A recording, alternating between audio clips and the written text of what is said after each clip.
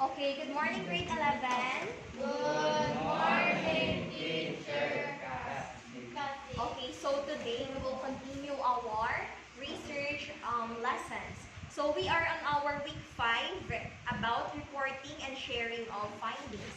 So before we start, ibasa ni teacher ano yung atong mga competencies. So we will draw conclusions from research findings. We will formulate recommendations and we will present written research workbook. Okay, so when we say conclusions and recommendations, so some people, ano siya, nang-confuse sila and other people, abi nila, nagsasame lang sila ang conclusions and recommendations. But, mayroon sila huge difference, pero hindi sila pwedeng aduwa, bulagon. When we say conclusion, it means the judgment, the end, and or finish nga product sa imo nga sa isa ka written nga report. Okay, when we say naman recommendations, it means suggestions, proposal halin sa author nga nag-ubra sa sina nga research paper. Okay, so again, when we say conclusion, this is judgment and or finish na sa imo nga paper. So when we say naman recommendations, so ang author mismo or ang writer nga naghimo sina nga paper, they are giving their suggestions sa mga readers or proposal nga naghalin sa author. Okay, so when conclusion and recommendations comprises your chapter 5. So ang aton nga conclusions and recommendations chapter 5 na ni sa mga langga. And it is considered as the last step in accomplishing your research study. In this module, you are going to focus on learning the last two sections of your research paper as per introduced. Okay, so first, conclusions focuses on implying the totality. Amo to ginakamali t-shirt ang judgment sa imo nga finish na nga word. Okay, so ano siya nang implying the totality of the result of your study, whether ang imo ba lang nga objectives, di ba before ta maghimo sa aton nga research, mahimo kita na sa aton objectives kung ano ba lang gusto tagid i-imply. Ano gid lang gusto ta hibaloon nga problem and ano ba lang ang result nga gina-expect ta sa ulihi. Okay, so amo na siya. And then conclusion also gives comprehensive summary of your findings. Diba kis asaton mga mayor kita ng essay or paragraph, then ibutang sa dalom what is your conclusion about the story. Diba do kamo na siya example sa aton nga conclusion sa aton nga research. The recommendation section naman on the other hand gives the opportunity for the researcher to give his or her suggestions for the betterment and improvement of the study. Okay, so dili naman niya may write naman diri aton nga author or ang writer sa sini nga research nga maghatag sa iya nga suggestions para maka-help man sa other readers or other researchers as well. Okay, so how can we formulate a good conclusion or logical na conclusion? So first is research conclusion has important roles and purpose in the research study. So these are commonly elaborated as number 1, you can take down notes. Number 1 is it stresses out the importance of the research statement or the problem statement. Number 2, it gives the written work a sense of completeness. Diba kung ang aton nga work wala siya conclusion, do ka kulang siya kanya do wala ma-summarize ang aton nga study. And last is, third, it leaves a final impression to the readers. Okay, so kisadaan, ang mga readers niya, wala na kinaidida niya ang body, ginano na lang siya kung ano ang introduction and kung ano ang conclusions. Diba? Kisaya din na mas namin ang tawon ang final say ba na? Kung ano na lang ang final result sa sinanga study. Okay, and last is it demonstrates good organization. So, amo ni siya ang importance ng aton nga research conclusions. When making a conclusion of your paper, you must abide with the following characteristics. So, amo ni siya ma-study or ang ini nga characteristics. Okay, so these characteristics according ni siya kay Prieto et al. Sa year 2017 ni siya gi-publish. Okay, hambal niya, first is conclusions are inferences, deductions, abstractions, implications, interpretations, general statements, and generalizations based on the finding. Ikaduha ko no, conclusion should appropriately answer the specific questions raised at the beginning, especially sa aton nga statement of the problem. Okay, and then conclusion should point out what were factually learned from the inquiry. Conclusion should be formulated concisely, that is, brief and short, yet they convey all the necessary information resulting from the investigations. Okay, next. Ano naman ang mga strategies nga kinahanglan naton i-follow para ang aton conclusions maging manami? Okay, so first, you briefly discuss or re-echo your introduction. Okay, so pag-start mo ko na sa himo sa conclusion is you re-echo or makuha ka gamay from your introduction. Put the final impression on your readers by giving them a hint of the application of the research towards their daily life. Ang imong nga conclusion, makarelate ay hand sa imong mga readers sa ilang daily life. Next, you get more good impressions by concluding the importance. Sa repagin, syempre, kung mag-conclude ka, ano ang paon mo? Ang mga important sa imong nga study. Next is leaving a question to the reader which could be an avenue to gaining new perspective. And also, according kay Preto and other authors and other researchers, mas gusto nila ang conclusion nag-leave ikaw question sa last. Why? Nga namin, gid nga ang imo conclusions may questions nga direct sa readers. It is because, mas ano siya, ang mga readers, mas gaka-formulate sila sa ideas. Also, mas ga-create sila new perspective naman. Ang mga readers mismo, gahahatag mo sila pala, amo ni gali, tuod man di kung ari man di sa akon or i-relate ko man sa life ko. Ano man ay hadbal ang matabo. So, amo na siya. No, leaving a question to the readers which could be an avenue for gaining new perspective. Next naman, we will learn how to make recommendations out of conclusion. So, after crafting your research conclusion, tapos na, so bali di ba sa chapter 5 ta, conclusions and recommendation. So, the first part is the conclusion and the last part is the recommendation. So, the next step for you to take is to write your research recommendation. So, when we say recommendation, this is the last part of your chapter 5. It is commonly known as the section where you can give suggestions on the matters relative to your research that must be improved. So, when writing, you must take the following considerations. So, ay naman niya, mga considerations naman in writing a good recommendations in your research. So, first, recommendations must be brief. So, maghamal kita nga teacher nga, ang atong nga recommendation nga kinahanglan siya, were written briefly. Maghamal kita gani briefly, it is, the meaning is, ano siya, dapat short lang sa, pero concise siya. Okay?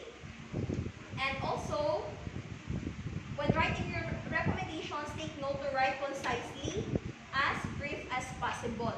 Okay, so hindi kinanglan damo-damo words, damo-damo ka wordings, hindi kinanglan nga damo-damo ka dagi pang include ng mga words nga hindi man related sa imong study. Okay? So bisan litot lang pero concise ay balang nang chutay lang nga words pero tumpak na dayon bala sa mga readers naton or sa imong mismo nga study. Next is recommendation should be clear. Syempre yun na ma-recommend ka na lang something nga abi hindi mo pa pag-iklaruhon. Diba? Dapat clear, concise, brief nga pag-progress sa imong nga recommendation. Also, recommendation must be precise. Okay, magamba ka naman yung word nga precise, accurate. Okay? Accurate ang mga datas, accurate nga datas ang ibutang mo sa imong nga recommendation. Basic ang imong nga research study, amo ni siya ang imong nga conclusions and recommendations tayog-tayog. Lain nga study, sa lain kaya nga study nagkuha sang conclusions mo and recommendations. So dapat ano siya accurate, dapat according man siya sa research study nga imong nga ginubra. Okay? Now, as recommendation should be crafted briefly, short and concise, clearly, klaro sa mga readers, also other researchers, and precise, it means accurate ang data sa gibutang. Here are some guidelines that you can use. Now, first, you must avoid writing broad and generic recommendations. So, hindi ka maghatag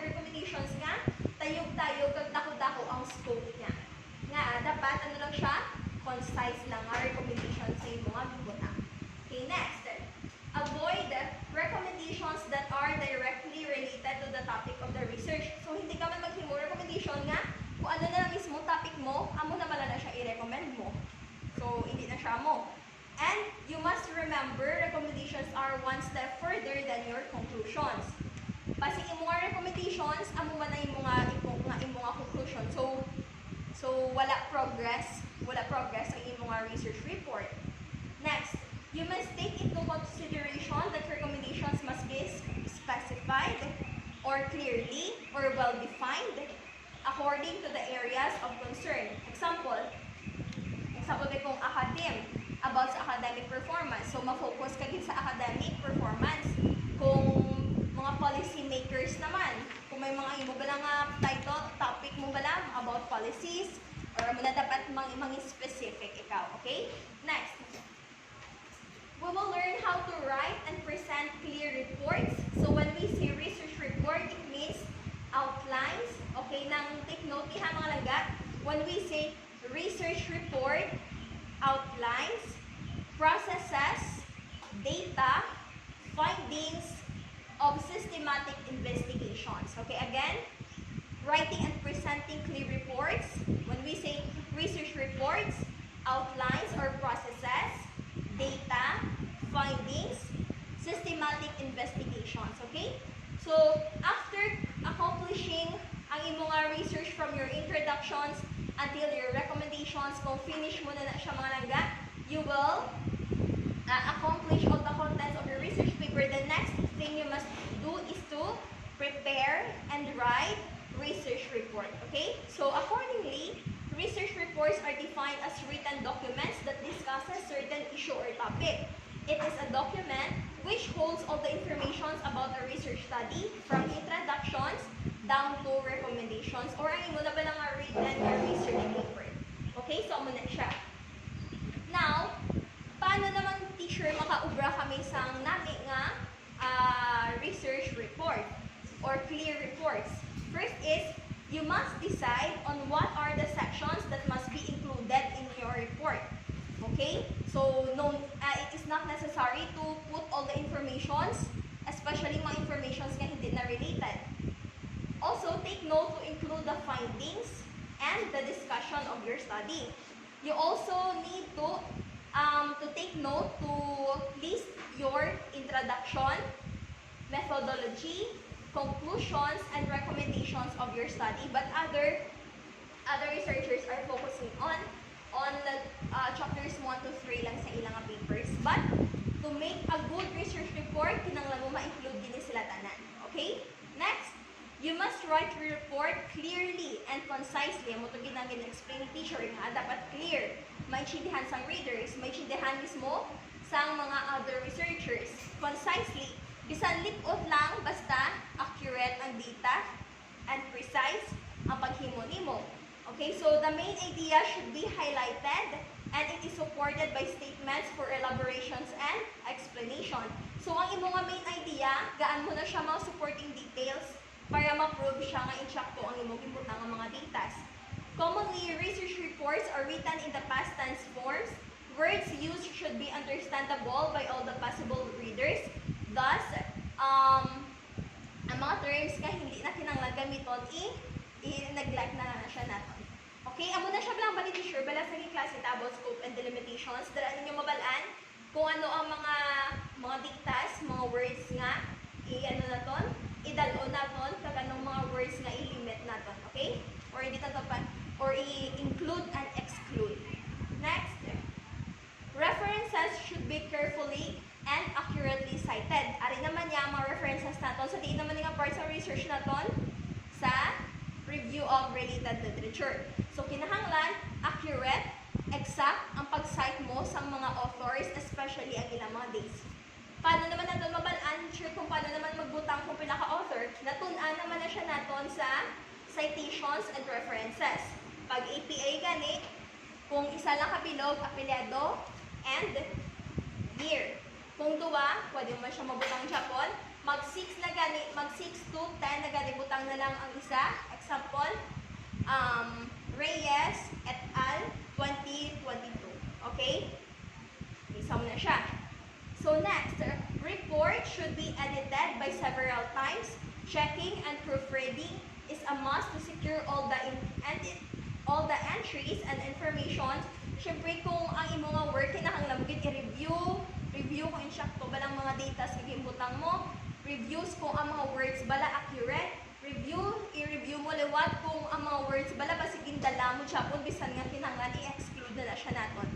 Okay, so amo na siya kinahanglan maging accurate, concise, kag i-edit naton or i-review naton, i-rephrase naton several times as possible para maging good ang aton nga research report.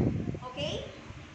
Also, you must check if credible na siyang study mo and transparent ng imong study. Okay? Next, when writing a research report, you must take note that it should be straightforward manner. A research report is composed of 5 integral parts, namely the introduction, review of related literature, methodology, result and discussions, and your summary, conclusions, and recommendations. Okay? So, first, your introduction is ang tatlo ni sila ako sa very important. Pero syempre kung maghimo kita final, dapat naka-aragi sila nga 5. Okay, first is introduction. Your introduction must contain the explanation regarding the reasons of the conduct of the study. I-explain mo sa introduction anong purpose sa imong study, ano ni ang hint para mabalaan nila kung ano man ba lang imong study. If must also have a research framework, statement of the problem, objectives, significance of the study, and your scope and the limitations. Okay, so muna siya ito nga chapters 1 ha, introduction, statement of the problem, significance of the study, and scope and the limitations. Katanan ni sila na-discuss natin, okay? Hindi ko gusto nga mag-grade 12 na kamo sa uli kag maghimo na kamo research paper ka makuton kamo anong parts ng research hindi kamo kabalo, okay? Kaya isa-isa ni bala natin. Again, your chapters 1 are your introductions, statement of the problems, objectives, significance of the study, and scope and the limitations. Your chapter 2, underneath ang aton nga review of related literature. Okay? Kuwaon ang tanan nga mga studies nga related sa studies mo, both local and international studies. Okay? So, review of related literature, this chapter focuses on presenting relevant information regarding the topic. Citations and references is appropriately, kag dapat ang citations accurate, na-cite mo mayo ang author, ang year kung saan siya gin-publish, kag ang pag-plaster ni mo sang style. Either naka-APA siya or naka-NLA siya. Okay? So, meron kita to isa pa ito, Chicago something. Next, your methodology or the chapters 3 of your research paper. So, methodology, information found in research methodology is commonly the research design. Ang imo nga respondents, kung sino ang imo bala nga mga i-include bala sa imo nga study, ang setting, ang research methods, ano nga methods imo nga gigamit, either gusto ma-quantitative ka or ma-qualitative ka, ano nga mga gamiton mo, ma-interview ka, ma-questionnaire ka, ma-online polls ka, ma-survey ka. Okay, so dili na di siya na-under sa aton nga methodology. Next naman, results and discussion. So, ano siya, chapter 4 naman naton. This chapter holds the findings of the study and the discussion for each finding. So, result of the study must be written clearly and objectively. Okay? Clearly, accurate ang findings naton, ha? Kaya nga, bisan bala, himu-himuan nyo lang na bala result, bala inyong study, mabalaan na siya, kaya makorelate na sila dapat halin sa introduction mo. Okay? So, dapat honest man kita sa pag-procrastinate. Okay, next. There are a lot of ways of presenting your result, some of which are by the use of tables. Okay, so ang iba gagamit daw sila table sa pag-present sa ilang result. Or others naka-graph, or others in figures. Okay, so this data should then be discussed. Next is your summary, conclusions, and recommendations. So, muna siya itong nagitunan. Bago lang, your summary, your conclusions, your recommendations. Okay, so commonly the summary of the research paper gives the brief information about the research problem, okay, methodology, and findings. So, the conclusion, on the other hand, gives the direct answers sa mga research problems natin. Recommendations prioritizes the suggestions that can lead to the improvement of the study. Okay, so muna siya ha, ang part sa aton mga research mga langga. And so you have no reasons para hindi pa makabalos ang parts ng aton research. Okay, so kumakuha na kamo sa inyo nga module, may RD si teacher din attach ka picture sa pagplastar sang aton nga research. Para sa ulihi, mag-grade 12 ka mo humok na lang kasi hindi na kamo magpabalik. Hindi nyo na pag-iibalikon kung ano pa mga parts kita balo na kamo. Ma-start na kamo sa inyo nga study. Okay, so